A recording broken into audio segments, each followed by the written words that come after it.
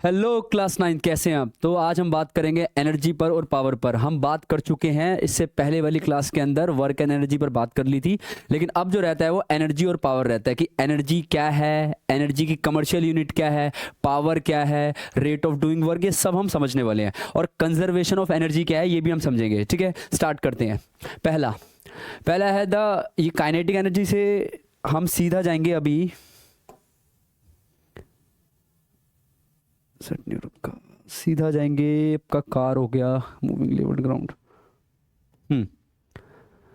Law of conservation of energy. According to the law of conservation या transformation of energy, we can neither create nor destroy energy. Energy can only change from one form to another. It can't be created, destroyed. The total energy before and after the change remains constant, and the total mechanical energy of an object is the sum of the kinetic energy and the potential energy. क्या समझ आता है? Energy can neither be created nor be destroyed in any situation. We can't create the energy, we can't destroy the energy. Energy can be transferred from one form to another form. Energy एक form से दूसरी form में transfer हो सकती है, एक object से दूसरे ऑब्जेक्ट में ट्रांसफर हो सकती है। ना ही हम एनर्जी को क्रिएट कर सकते हैं, ना ही हम डिस्ट्रॉय कर सकते हैं। This is what we called law of conservation of energy. Hope आपको समझ आ रहा होगा। ओके, नेक्स्ट देख लेते हैं। हाँ, नेक्स्ट कैसी को अच्छे से समझते हैं। सबसे पहले लेट सपोज करते हैं कि एक ऑब्जेक्ट है, मान के चलते हैं एक ऑब्जेक्ट है जो कि एक हाइट पर सिचुएट है और ये आपका ग्राउंड का लेवल है। यहां से लेकर यहां तक तो इसकी होगी हाइट बच्चों। अब ये ऑब्जेक्ट जो है वो ए पोजीशन पे सिचुएटेड है, फिर नीचे आकर के यहां पर हाफ वे डाउन गिरता चला जा रहा है, बी पोजीशन पे सिचुएट हो गया।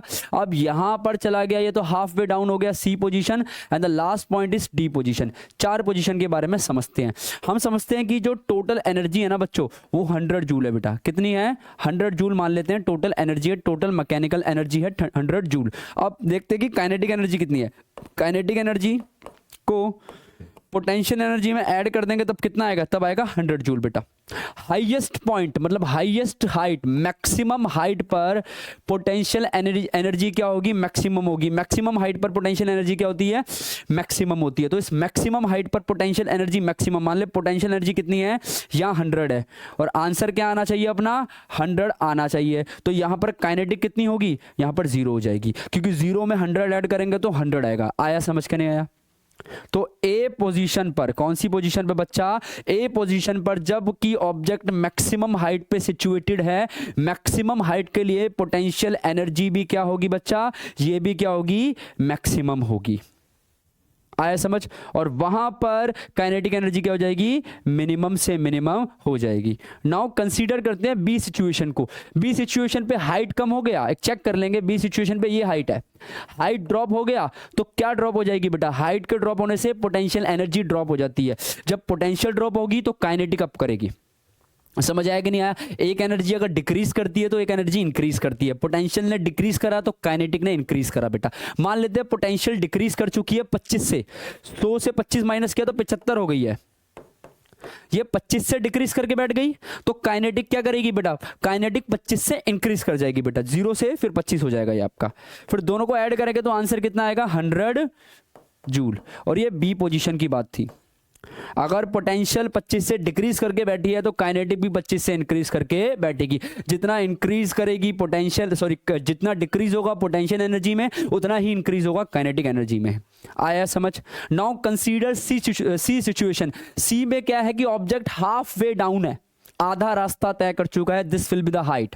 तो हाफ वे डाउन में अगर पोटेंशियल 50 से डिक्रीज करगी, 100 से 50 मतलब 50 हो गई, तो बेटा काइनेटिक भी कितनी हो जाएगी? 50। और यहां पर हो गया आपका 100 जूल। और यहां पर सी सिचुएशन की बात हो गई है। Now consider D S situation. बेटा अब जो हाइट है वो बहुत लीस्ट हो रखी है। हाइट जो है बच्चों, ये आ गई बेटा आपकी पोटेंशियल एनर्जी, ये आ गई आपकी काइनेटिक एनर्जी, और ये रही आपकी कांस्टेंट वैल्यू जो कि 100 लेके माना था। मैं 100 लेके माना हूं ना कांस्टेंट वैल्यू को, 100 जूल्स लेकर के माना हूं। बेटा इस पॉइंट पर डी पॉइंट पे काइनेटिक एनर्जी मैक्सिमम होगी। क्योंकि हाइट मिनिमम हो चुकी है, तो हाइट के मिनिमम होने से पोटेंशियल मिनिमम हो जाएगी और काइनेटिक क्या हो जाएगी बच्चों, मैक्सिमम हो जाएगी बेटा।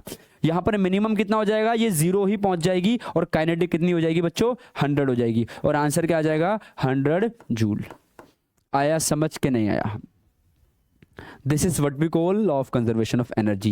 If an energy dropped by some unit, another energy increased by, ये rises by that unit, the same unit. आया समझ के नहीं आया?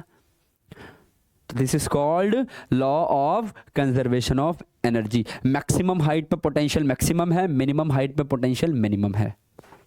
जब कोई भी ऑब्जेक्ट नीचे गिरता हुआ चला जाएगा तो क्या इंक्रीज होती चली जाएगी, उसकी वेलोसिटी। अगर मार्कर भी गिर रहा है तो क्या इंक्रीज होगी, इसकी वेलोसिटी इंक्रीज होगी। वेलोसिटी के इंक्रीज होने से काइनेटिक इंक्रीज हो जाएगा और वेलोसिटी के इंक्रीज होने से पोटेंशियल डिक्रीज हो जाएगा।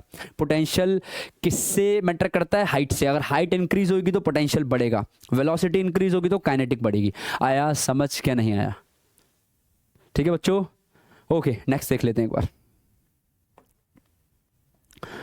ओके इससे भी ज़्यादा ना हम एक काम करते हैं कि हम ना एक बढ़िया सा टॉपिक, हाँ यहाँ देख लेते हैं 15 पेज नंबर पे। यहाँ क्या लिखा है, यहाँ लिखा है commercial unit of energy. Commercial का मतलब क्या होता है बच्चा, कमर्शियल का मतलब, कमर्शियल वो एनर्जी होती है जिसे हम सेल कर सकते हैं। कमर्शियल का मतलब हो गया व्यापार, कि एनर्जी को बेचा जाता है ना।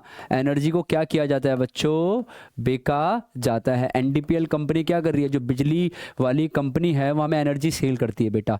अब मैं बता देता हूँ कि वो यूनिट्स में एनर्जी सेल करती है। मान लेते हैं कि 1 यूनिट एनर्जी वो हमें सेल कर चुकी है, तो उसने कितनी एनर्जी दे दी, 1 यूनिट में होता है 1 किलोवाट आवर, ये होता है 1 यूनिट। आपको याद होगा केजरीवाल की 200 यूनिट फ्री वाली स्कीम, वो कह रहा था कि दिल्ली वासियों को 200 यूनिट की मैं बिजली जो है मैं फ्री दूंगा। तो 200 यूनिट का मतलब हो गया 200 किलो वाट आवर की एनर्जी उसने हमें फ्री दी थी।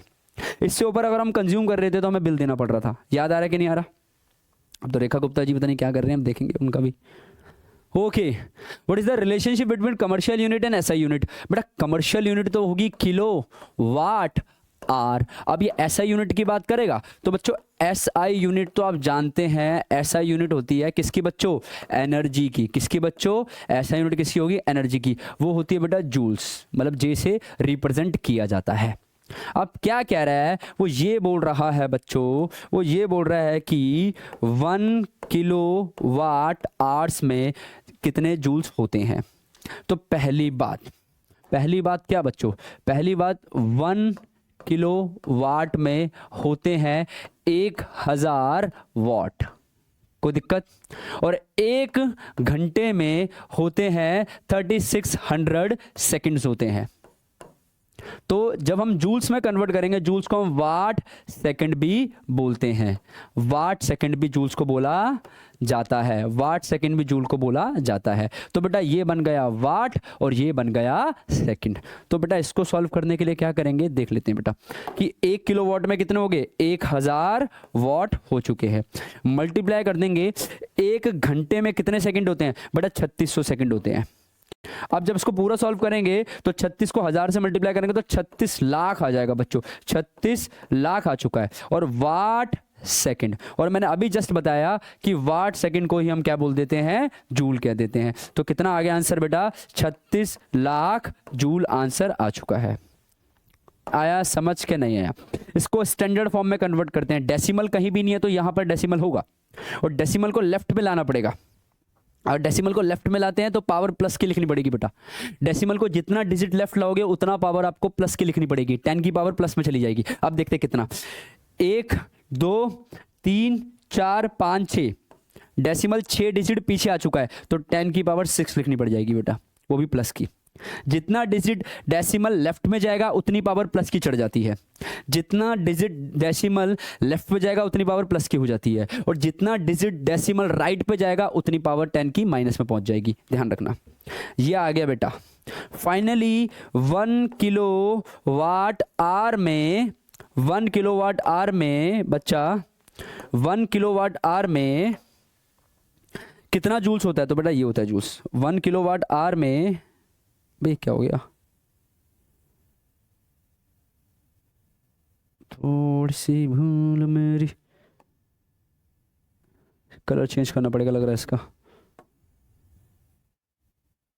चलो हो ही नहीं रहा है बच्चों, चलो कोई बात नहीं। हो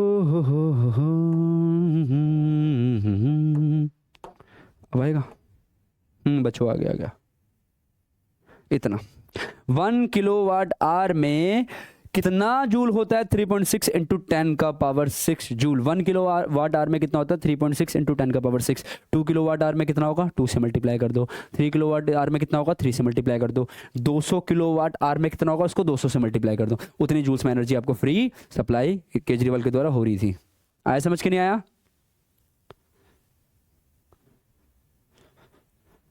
ठीक है, ओके बच्चा, कोई दिक्कत है? चलो नेक्स्ट कहता है एक बंदा है जिसका मास 60 केजी का है, वो दौड़ता है ऊपर की तरफ, 30 स्टेप दौड़ जाता है। कितने स्टेप दौड़ता है? 30 स्टेप। और 30 स्टेप दौड़ने में 15 सेकंड का वक्त लगाता है। 30 स्टेप चढ़ने में 15 सेकंड लग जाते हैं और हर एक स्टेप जो है वो 20 सेंटीमीटर हाई है। Calculate the power. सबसे पहले देखते हैं how many step, number of step देख लेते हैं उसने कितने कवर किए। नंबर ऑफ स्टेप कितने कवर किए उसने? बेटा नंबर ऑफ स्टेप तो उसने कितने कवर किए? 30 स्टेप कवर किए। तो एक बार देख लेते हैं कि लेंथ ऑफ, क्या देखेंगे? Length of each step. एक स्टेप का लेंथ कितना हो गया बेटा? एक स्टेप का लेंथ हो गया आपका 20 सेंटीमीटर। सबसे पहले 20 सेंटीमीटर को मीटर में कन्वर्ट करने के लिए 100 से डिवाइड कर देंगे, 0 से 0 कैंसिल हो गया, आंसर हो गया 0.2 मीटर। आया समझ के नहीं आया? तो टोटल हाइट कितनी हो जाएगी बच्चा? टोटल हाइट कितनी हो जाएगी? टोटल हाइट हो जाएगी बच्चों, 30 स्टेप बंदा चढ़ रहा है और एक स्टेप 0.2 का है, तो सीधा सीधा आपका करके पॉइंट हटा के 10 लगा देना और 0 से 0 कैंसिल कर देना। अब यहां पर आएगा 3 2 जा 6 मीटर की हाइट आ चुकी है। कोई दिक्कत? उसके बाद कह रहे कि 15 सेकंड लगाता है, तो टाइम दे रखा है बच्चा 15 सेकंड लगाता है। वो कह रहा पावर बतानी है, तो पावर बतानी है, तो पावर पावर पावर पावर बता देते हैं कि पावर होती क्या है। पावर का फॉर्मूला होता है एनर्जी डिवाइडेड बाय टाइम। ये होता है बच्चों पावर का फॉर्मूला। पावर का फॉर्मूला क्या होता है? Energy divided by time. ये पावर का फॉर्मूला होता है बच्चों। तो एनर्जी देख ले कौन सी है। डिस्प्लेसमेंट कैसी है? ऊपर की तरफ चढ़ रहा है, तो इस डिस्प्लेसमेंट को हाइट कंसीडर हो रहा है। और इस डिस्प्लेसमेंट को मैं क्या बोलूंगा? इस डिस्प्लेसमेंट को बोलूंगा वर्टिकल डिस्प्लेसमेंट। कौन सी डिस्प्लेसमेंट बोलूंगा? कौन सी डिस्प्लेसमेंट बोलूंगा बच्चा? Vertical displacement. और वर्टिकल डिस्प्लेसमेंट में एनर्जी का फॉर्मूला क्या होता है? mgh। पता है कि नहीं पता? तो बेटा यहां पर देख लेते हैं एनर्जी का फॉर्मूला क्या हो गया बच्चों? एनर्जी का फॉर्मूला हो गया है mgh और डिवाइडेड बाय टाइम। m कितना है? बंदा की मास कितना था? बंदे का मास था भैया, ये रहा बंदे का मास, 60 kg का बंदे का मास था। तो बेटा 60 kg इनटू में g acceleration due to gravity कितना है? 10 और हाइट कितना निकाल करके बैठे हो? 6 डिवाइडेड बाय टाइम कितना था? 15 सेकंड। आया समझ के नहीं आया? अब p बराबर में, अब यहां क्या करेंगे? 15 के टेबल पर 15 1 जा 15, 15 4 जा 60। अब यहाँ का 4 10 जा 40, 46 जा कितना हो गया? 240 हो गया। आया समझ के नहीं आया भाई? 4 10 जा 40 और 46 जा 240, तो पावर कितना आ गया? 240 वाट। बेटा पावर को वाट लिखा जाता है। पावर को क्या लिखा जाता है बच्चा? पावर को लिखा जाता है वाट। आया समझ के नहीं आया? पक्का? चलो देख लेते हैं, कुछ नया मिल जाएगा। तो ये रहा। अब यहीं से हम पावर को भी समझ सकते हैं बच्चा। वैसे तो मैंने एडवांस में आपको पावर समझा दिया है, लेकिन ये बोल रहा है रेट ऑफ डूइंग वर्क और power, the rate at which work is done. 1 second में कितना काम हो रहा है, 1 सेकंड में कितनी एनर्जी कंज्यूम हो रही है, उसी को पावर कहते हैं।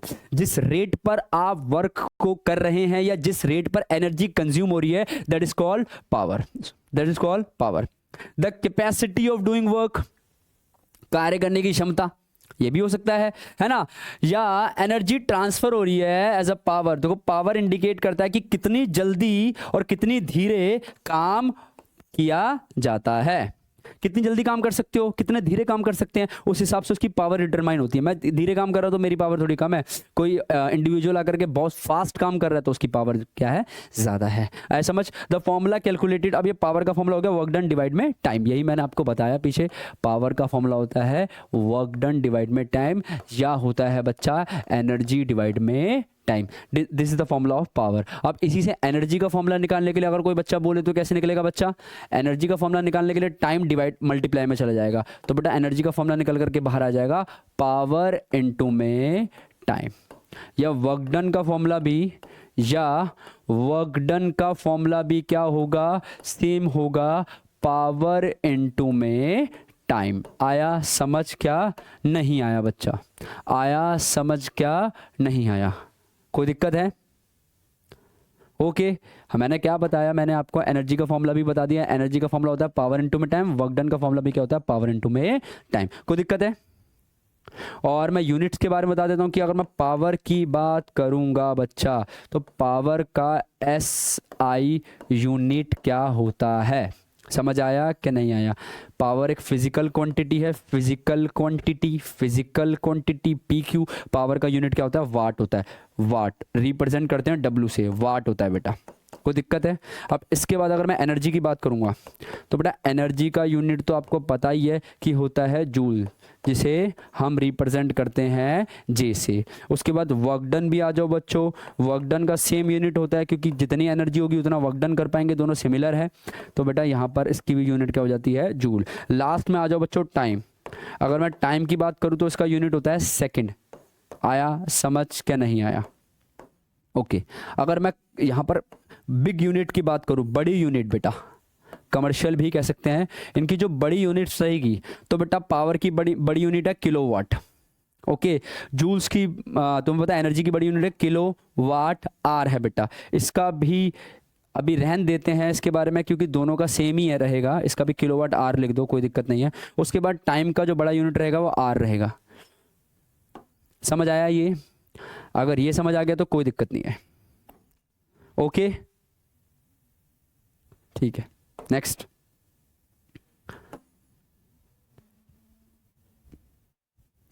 मैंने हमेशा से बोला कि practice makes a man perfect. By doing so much of practice ना you can have whatever you want to have, है ना? समझ आया कि नहीं आया? आप प्रैक्टिस ही नहीं करेंगे और शिकायत करेंगे कि मुझे क्वेश्चंस नहीं आ रहे, एटलीस्ट आप कॉपी में उतारे। कॉपी में उतारने के बाद देखिए गिवन में क्या क्या दे रखा है। गिवन में मास दे रखा है, एनर्जी दे रखी है, एक्सेलरेशन दे रखा है, फोर्स दे रखा है। गिवन को लिखेंगे, फिर ब्रेन लगाए, लॉज ऑफ मोशन में चले जाएं कि कौन सा मोशन फिट आएगा, कौन सा इक्वेशन ऑफ मोशन लगेगा यहाँ पर। देन वर्क डन में आए, सब नॉलेज को इकट्ठा रखना है और उसको एकदम लगा देना है, एकदम अप्लाई करना है। आया समझ के नहीं आया? ओके एक फैक्ट्री है जिसमें 10 बल्ब जलाए जाते हैं, 10 बल्ब जो है 50 वॉट के हैं। आया समझ के नहीं आया? 10 बल्ब है बेटा, 50 वॉट के बल्ब है ना? और 5 पंखे हैं बच्चों जो कि 70 वॉट के पड़ रहे हैं, और 12 घंटे तक इन्हें चलाया जाता है। फिर कहता है कि कैलकुलेट करना है एनर्जी कितनी उन्होंने कंज्यूम कर ली है, और उसके बाद कैलकुलेट करना है कि अगर 1 यूनिट में 2 रुपये लगते हैं तो उनका बिजली का बिल कितने का बनेगा। यूनिट का बताया था मैंने आपको, मैंने बोला था ना कि जो यूनिट होती है ना बच्चा, 1 यूनिट का मतलब होता है 1 किलोवाट आर, और 1 किलोवाट आर पे वो 2 रुपये ले रहा है आपसे। कोस्ट जो है ना, 1 यूनिट की जो कोस्ट है बेटा, 1 यूनिट की जो कोस्ट है ना, 1 किलोवाट आर की कोस्ट 2 रुपये है। आया समझ के नहीं आया? ये मैंने आपको बताया था। सबसे पहले टोटल पावर देख लेते हैं कि टोटल पावर कितनी होगी बच्चों। टोटल पावर के लिए क्या करते हैं, यहाँ लिख देते हैं टोटल पावर। आप टोटल पावर को देखते हैं बच्चों, 10 बल्ब है और एक बल्ब का वोल्टेज कितना है 50 है, तो 10 का कितना होगा 15 टू में 10। और 5 पंखे हैं, 5 पंखे है, एक पंखा 70 वाट का, तो 5 पंखे कितने होंगे, 5 इंटू में 70 हो गया। अब देखते हैं टोटल कितना आ रहा है। 500 वाट के तो बल्ब हो गए। आया समझ के नहीं आया? और 70 पंजे 350 वाट के तो फैन हो गए। प्लस करने पर कितना आएगा 850 आ जाएगा प्लस करके। अब आपको पता है वाट है और पावर का बिग यूनिट में आपको जंप करना है, क्योंकि यहाँ पर किलोवाट की बात कर रहा है। तो बेटा क्या करना है आपको, 850 को डिवाइड कर देना है 1000 से। तो ये बन जाएगा किलो वाट। क्या बन जाएगा बच्चों? ये किलो वाट बन जाएगा बच्चों। जीरो से तो जीरो कट कर दोगे, अब 2 जीरो है तो यहाँ पर आंसर आ गया 0.85 किलो वाट। पता है ना, जितना जीरो होता है उतना डिजिट जो है पीछे की तरफ जंप करता है। 2 जीरो है तो 1 2 यहां पर जंप कर गया पॉइंट। आया समझ के नहीं आया? ये निकल करके आ गई बच्चा आपकी, ये निकल करके आ गई आपकी पावर। अब देख लेते हैं एनर्जी क्या है। अब मैंने एनर्जी का फॉर्मूला जस्ट बताया था पीछे, कहीं तो बताया एनर्जी का, ये रहा बच्चों एनर्जी का फॉर्मूला मैंने, देखो पावर इनटू में टाइम। आया समझ के नहीं आया? तो एनर्जी का फॉर्मूला क्या होता है? होता है भैया पावर इनटू में होता है बच्चा टाइम होता है। और एनर्जी किस में आनी चाहिए? एनर्जी आनी चाहिए किलोवाट आवर में। किलोवाट में तो पहले से ही पावर पड़ी हुई है। क्या टाइम आवर में है? बिल्कुल टाइम आवर्स में है, चेक कर लो। पावर कितनी है? 0.85 किलोवाट। टाइम कितना है? 12 घंटे। आगे एनर्जी किलोवाट आवर के अंदर। अब इसको हम पूरा सॉल्व करेंगे तो भैया 0.85 इंटू में 12 है ना, 2 पंजे 10, एक कैरी चला गया, 16 और 1 17। आया समझ के नहीं आया? फिर यहाँ पर आ गया 5, फिर यहाँ पर आ गया 8, फिर यहाँ पर आ गया 0। ठीक है, क्योंकि यहाँ पर आ गया 0, 7 5 12 हो गया, 9 10 हो गया बच्चों। यहाँ 10 20 करके आंसर आ गया, 10 और 20 आंसर आ गया किलो वाट आवर। डेसिमल कहाँ पर है? 2 डिजिट पीछे है, 1 और 1 2, यहाँ पर डेसिमल है, 2 डिजिट पीछे 2 डिजिट। 10.20 या हम लिख सकते हैं 10.2 किलो वाट आवर। इतनी एनर्जी कंज्यूम हो चुकी है, इतनी एनर्जी बच्चा कंज्यूम हो चुकी है, इतनी एनर्जी कंज्यूम हो चुकी है। कितनी एनर्जी कंज्यूम हो चुकी है? इतनी एनर्जी कंज्यूम हो चुकी है। कोई दिक्कत? ओके, अब कोस्ट निकाल लेते हैं कि कोस्ट क्या कह रहा है।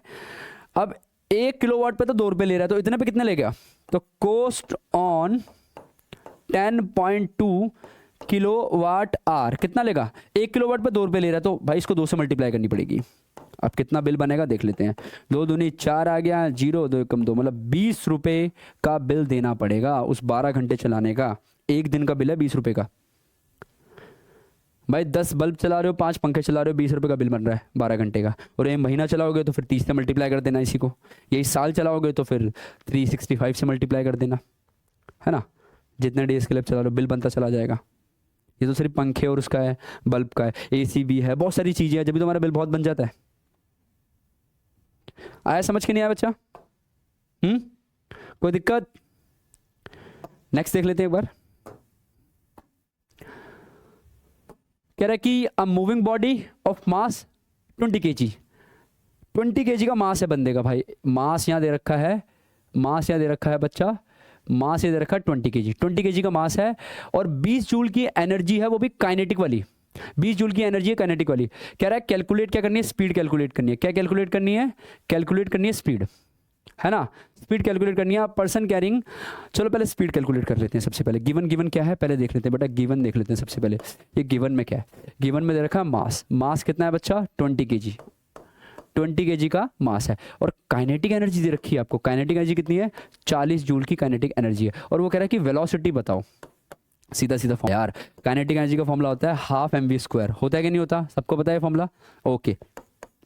और काइनेटिक एनर्जी कितनी है? 40 बेटा, 40 बराबर में हाफ इनटू में m कितना है? 20। और यहाँ पर v नहीं पता तो ऐसे के ऐसे छोड़ दो, कोई दिक्कत? अब क्या होगा? 2 के टेबल से 20 कटेगा 10 पर, 2 1 जा 2, 2 10 जा 20। आया समझ? क्या नहीं आया? ओके, यहाँ पर आ गया 40 आ चुका है यहाँ पर। यहाँ 10 इंटू में v² आ गया।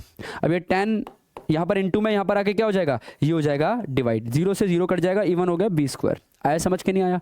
अब v² बराबर में आ चुका है 4 बेटा। ओके, अब ये वाला जो स्क्वायर है उधर जाकर के अंडर रूट हो जाएगा, स्क्वायर उधर जाके अंडर रूट हो जाएगा और आंसर आ जाएगा 2 मीटर पर सेकेंड। ये आंसर हो गया आपका। कोई दिक्कत? वेलोसिटी आ गई भैया। अब क्या कह रहा है कि एक बंदे ने लोड ले रखा है 20 kg का और 4 मीटर ऊपर चढ़ जाता है, फिर वो वर्टिकल डिस्प्लेसमेंट आ गया। 4 मीटर ऊपर चढ़ जाता है तो कौन सा डिस्प्लेसमेंट आ जाएगा? 4 मीटर ऊपर चढ़ने पर vertical displacement. Calculate the work done and the power. भाई वर्टिकल डिस्प्लेसमेंट में तो आपको पता ही है, फॉर्मूला होता है m इंटू में g इंटू में h। कितने केजी का सामान ले रखा है? 20 केजी का। देखो यहाँ दे रखा है, कहाँ गया कहाँ गया कहाँ गया कहाँ गया, ये रहा, 20 केजी का उसका सामान है, 20 केजी का उसका सामान ले रखा है और 4 मीटर चल रहा है और 10 सेकंड में 4 मीटर चल रहा है। आया नहीं आया? तो m भी है, g भी है, h भी है, और g का वैल्यू तो आपको पता ही है, ये होता है g का वैल्यू। ठीक है, ओके देख लेते हैं। m कितना है बेटा? 20 केजी। g कितना है? 10 दे रखा है। और h कितना है बेटा? h भी तो दिया हुआ था, कहाँ रहा? 4 मीटर, ये रहा। तो सीधा सीधा कैलकुलेट कर दो ना, यहाँ पर कितना आ गया? 40। ये कितना हो गया? 200, और वो हो गया 800। भाई 20 को 10 से मल्टीप्लाई करेंगे 200 आएगा, 204, 204 800।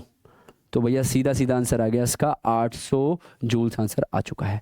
पावर कैलकुलेट करनी है तो पावर का फॉर्मूला लगा देते हैं, एनर्जी डिवाइड में टाइम। एनर्जी कितनी है? 800, और टाइम कितना है? टाइम है 10 सेकंड। डिवाइड किया, आंसर आ गया 80। तो पावर कितनी निकल करके आ गई? 80 वाट। ये आपकी पावर है। कोई दिक्कत?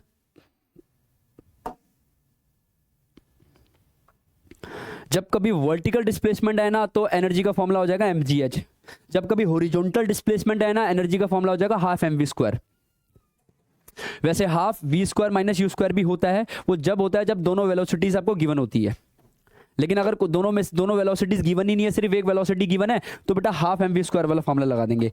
फिर बेटा ये वाला फॉर्मूला लग जाता है हाफ mv² वाला, जब दोनों वेलोसिटी गिवन नहीं है, सिर्फ एक है।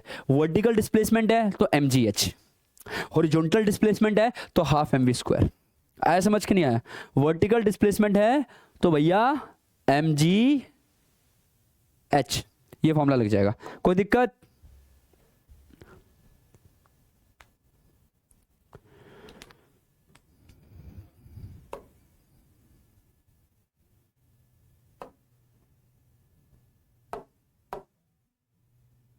ठीक है,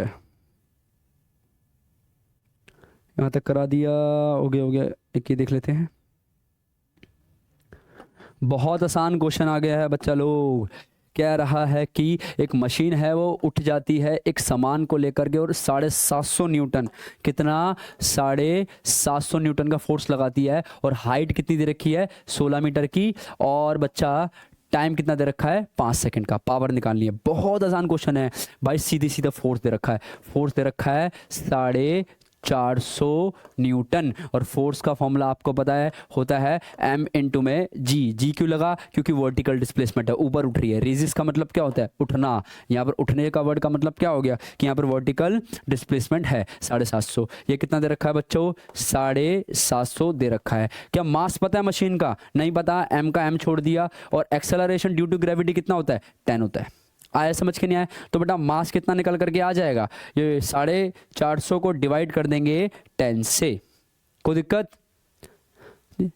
450 नहीं, 750 है। 750 है भैया, अरे 750 है, 750 है, 750 है।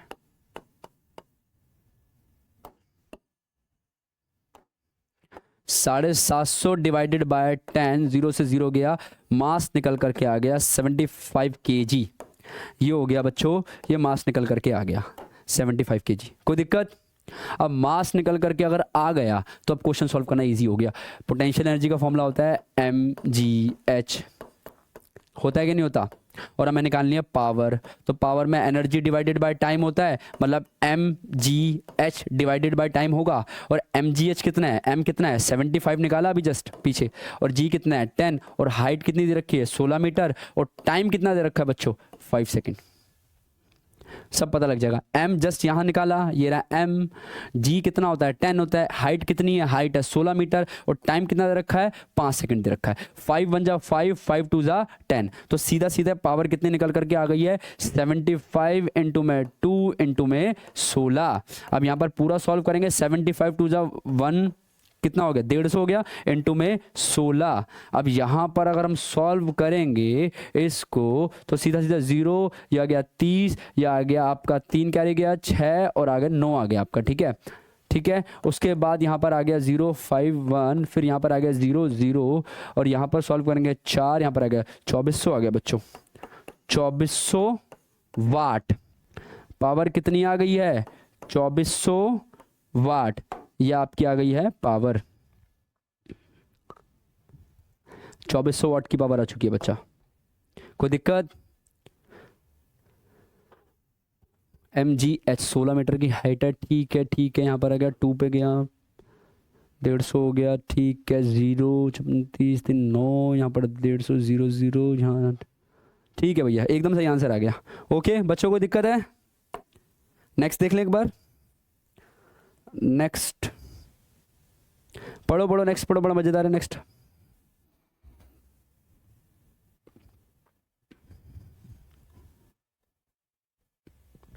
क्या कह रहा है? एक इंजन है वो पंप करता है 30 लीटर पानी को एक वर्टिकल हाइट पर। तो यहां पर एक चीज बता रखी है इसने स्टार्टिंग के अंदर, इसने बताया कि 1000 लीटर के अंदर ना, क्या बोला इसने? इसने ये बोला है कि 1000 लीटर के अंदर ना 1 मीटर का क्यूब होता है।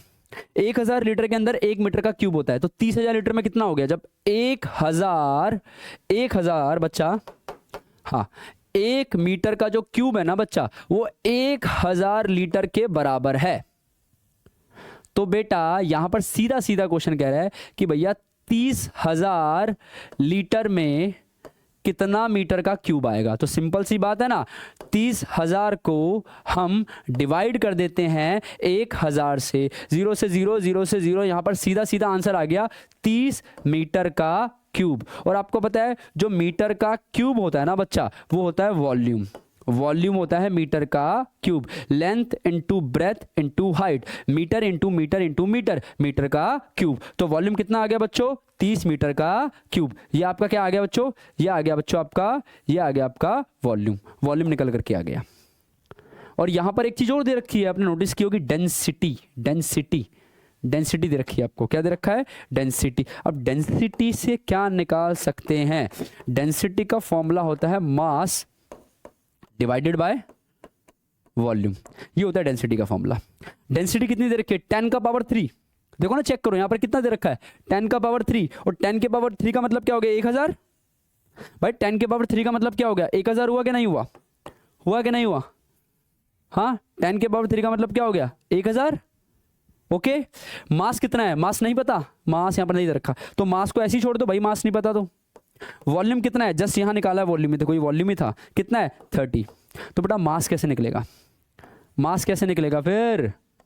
मास कैसे निकलेगा? 30 यहां पर डिवाइड में इधर जाके मल्टीप्लाई हो जाएगा, मतलब 1000 से, 1000 के 10,000 है, सॉरी, 1000 से मल्टीप्लाई हो जाएगा 30। तो सीधा सीधा मास निकल करके आ जाएगा 30,000 kg।